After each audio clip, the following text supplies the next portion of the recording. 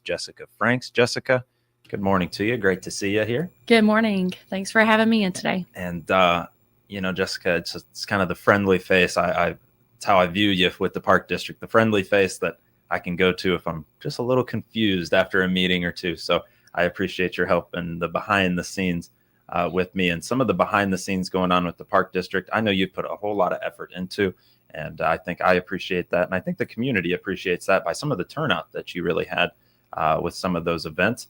And now we're back into a whole new season, a whole new swing of things. But there's one big event coming up. Can you share a little bit about that? Well, the first event that we have for this year is going to be the Easter egg hunt. Last year was the first time we had pulled it from Manners and moved it out to Janes Park. And so we will actually do that again. It's a very, very good setup and a good area there to divide out for all the different age groups and make sure, littles aren't getting trampled by the older kids and stuff like that. So it worked well. We're going to go with that again. So that's going to be on Saturday, the 19th. So the day before Easter at 11 o'clock in Janes Park. April 19th. Mm-hmm. And that will start early. 11, yes. So with that being the case, is that something that sponsors can get behind? There are. Filling the Easter eggs? What's that kind of look like? So we've purchased a lot of stuff already. We have some sponsors that we have each year. Mm-hmm. They will just take a section and say, okay, well, this section, we're going to buy 2 boxes or invest this much money into buying prizes for that. So I've picked up a couple extra. I actually do need 2 more. It would be great. I've got 2 more sections that need sponsorships. So then we just get, toys or things that are age appropriate for that group. And so if anybody's interested, I would love to be able to pick up a couple more.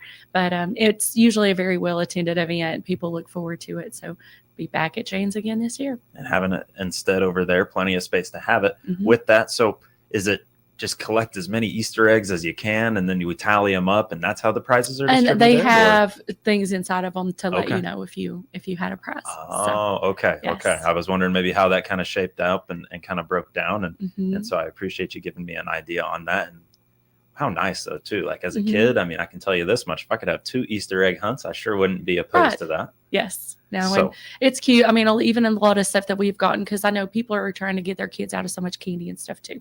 And I've been to them before where that you end up with a whole bag of candy.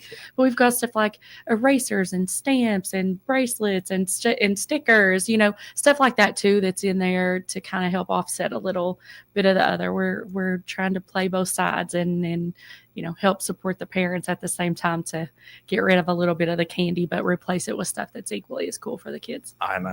I think parents will understand that, maybe appreciate that as well. And so April 19th at 11 a.m. at Janes Park will be the Easter egg hunt. And that'll be the first big event that is kind of kicking off the spring season and then headed into the summer season. Last year, the summer concert series was a big deal for you. I know you've announced one of the bands or one of those that'll be in attendance for that. Do you want to kind of take me through the summer concert series and what you've been working on? I would love to. Actually, we've confirmed all 3 now, and that's kind of what I was waiting on before we proceeded with the others. So the first one is the Taylorville band. So Taylorville. It may not be for everybody, but I think it's going to be for a whole lot of people, and people are very excited. I've already gotten calls from Springfield and Decatur, their papers, and people wanting to promote it, and they had actually already placed it on their website, so we just had to go ahead and announce it. It's normally a concert could be anywhere from $29 to $59 to attend. And because of this donation from Carol Alexander to cover the summer, there's no cost to anybody for it. So it's something that the majority of people probably would never have been able to afford to take their family to. So it's going to be awesome. We've got 3 food trucks scheduled for that day. So look forward to that. And then the second concert is going to be on July 11th. So that one is on a Friday also. And this will be the Stone Cold Cowboys. Stone Cold Cowboys. Yes, they are 90s country, 80s, 90s, like that area. So once again, may not be for everybody, but I'm pretty excited about it. I think it'll be awesome, and just a great opportunity for people to come out and spend time with their families. And then the last one in August is August the 1st. So that's going to be right before the state fair starts. Last year, our concert was during the state fair. And so it was still very, very well attended, but we were very, intentional on not interfering with school and the state fair. So that last one, August 1st, is called The Victims of Love. They are an Eagles tribute band.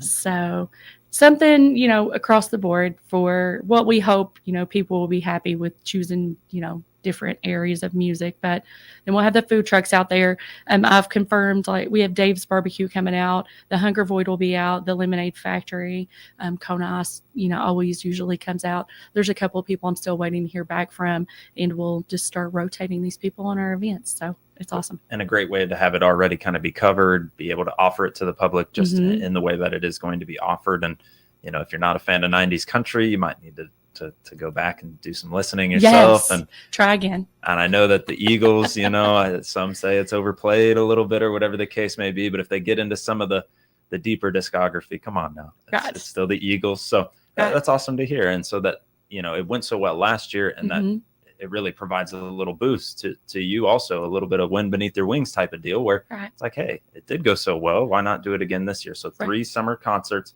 that'll be going on. Any plans for, if at all possible, any additional concerts or anything like that? We have been talking about that because I know we get requests from people locally all the time.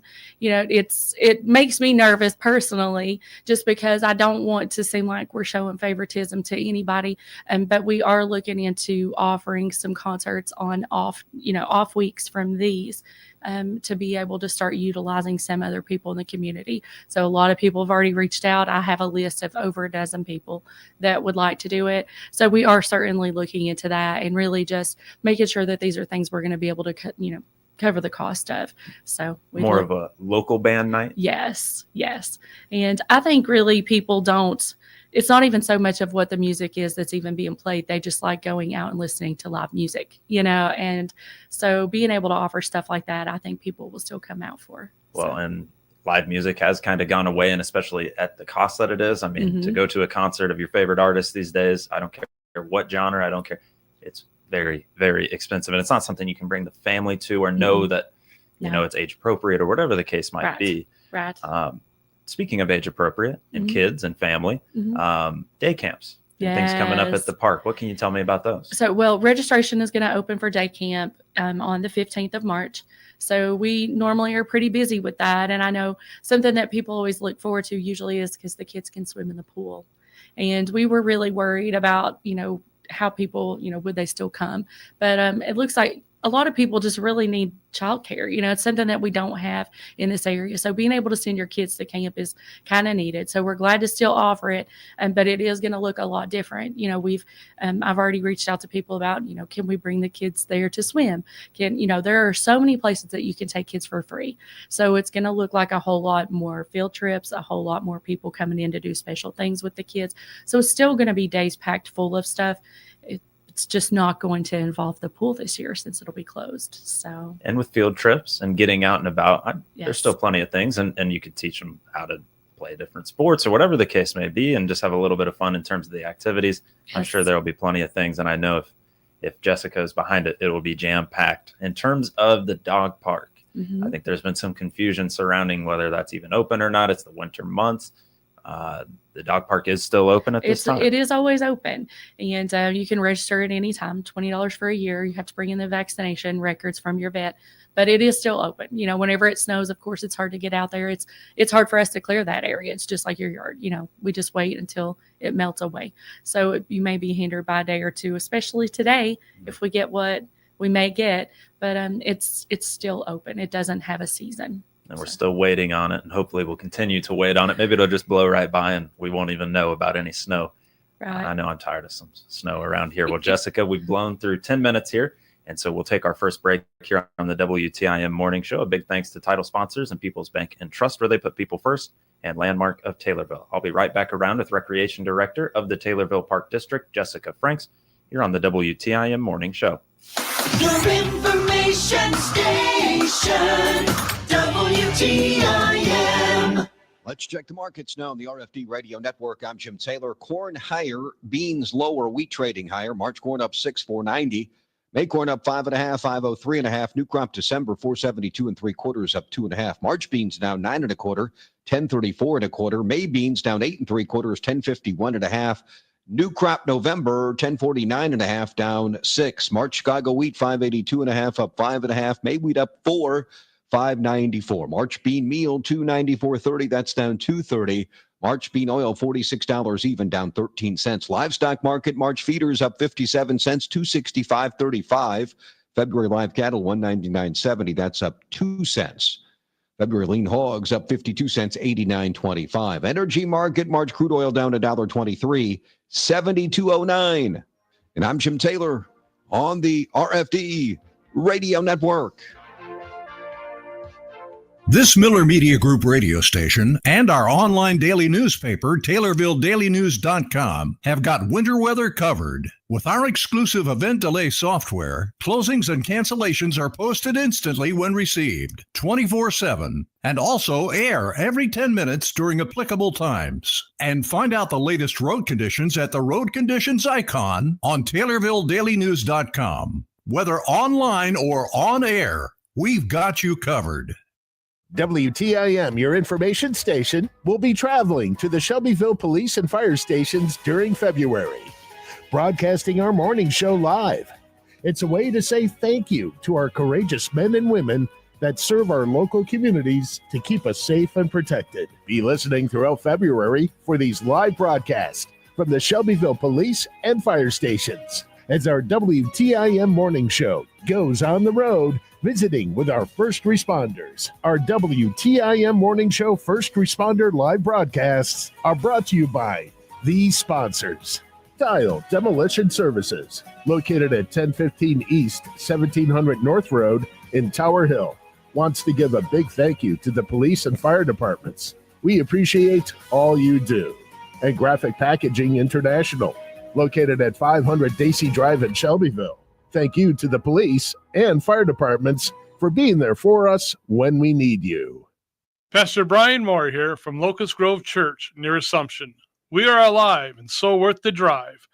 Find directions to our church and watch our video podcast by clicking our icon at TaylorvilleDailyNews.com. Agriculture is our largest industry. Your agriculture information station is WTIM, AM, FM, and online. Tune in or stream WTIM's over 8 hours a day of ag information featuring our local farm broadcaster to be in the know. The Big 870 WTIM Assumption Taylorville, 96.1 W241 CF Taylorville, 107.5 W298 CD Shelbyville, 107.9 W300 EH Payne and Nokomis.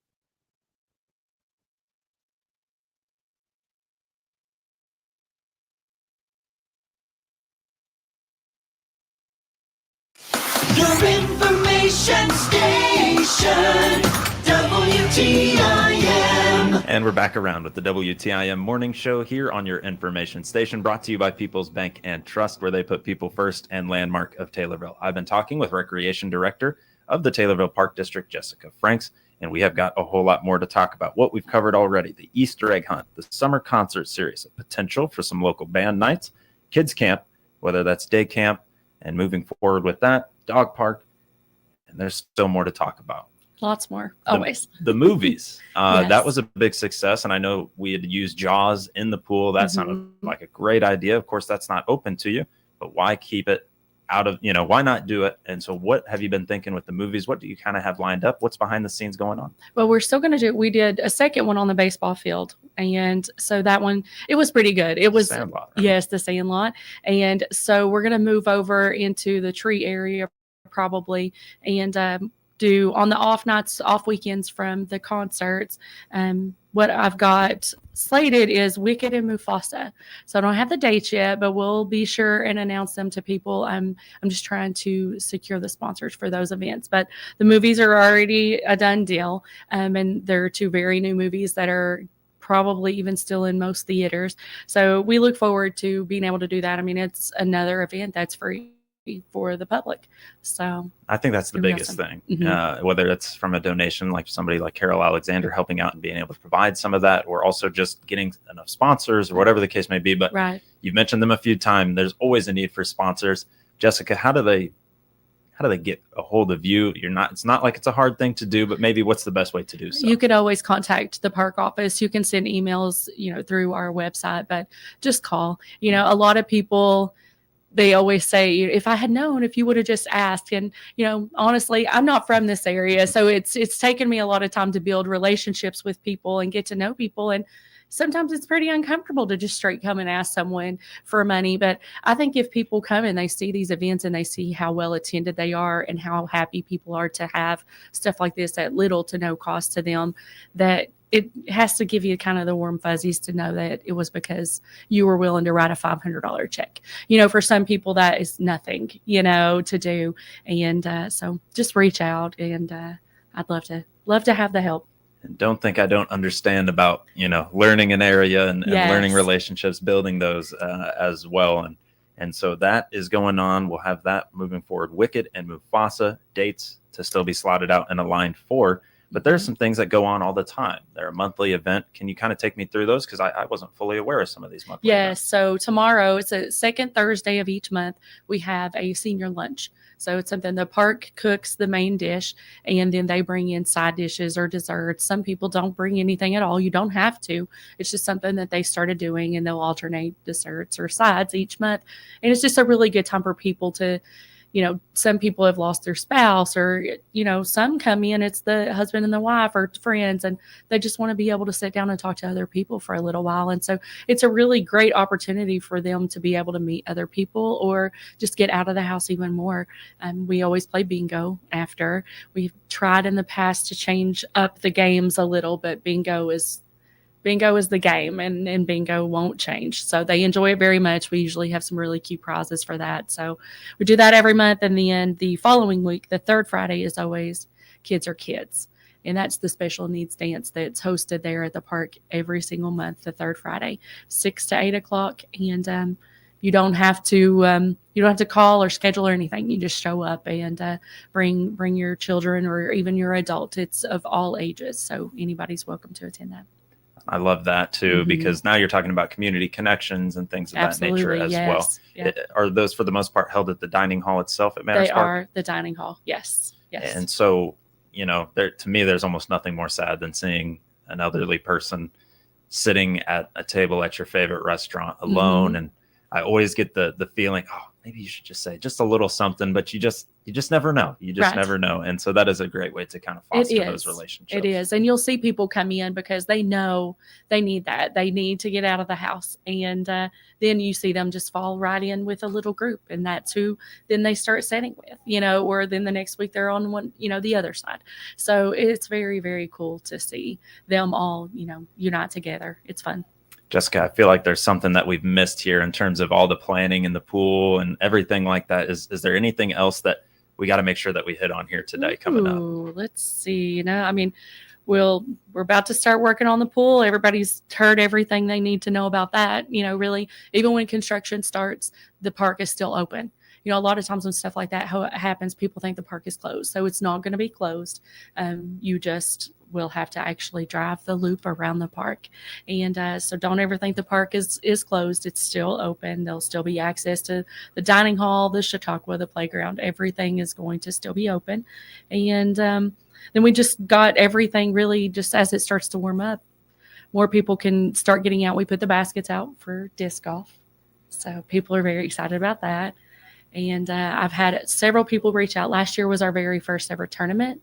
And I've had a couple people reach out to want to do more.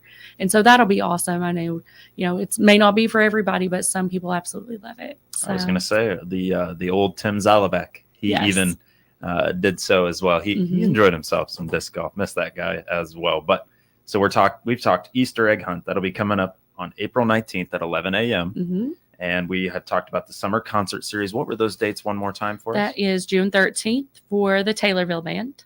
July 11th is Stone Cold Cowboys. August 1st is Victims of Love, the Eagles tribute band. And then with day camp, what was that registration date? That is open? March 15th. March 15th. Open that date. So day camp is still open. Everything will still be open, even with pool construction going on. Jessica Franks, the recreation director with the Taylorville Park District, joining us here on the WTIM Morning Show. Your information station, WTIM. The Big 870 WTIM Assumption Taylorville, 96.1 W241 CF Taylorville, 107.5 W298 CD Shelbyville, 107.9 W300 EH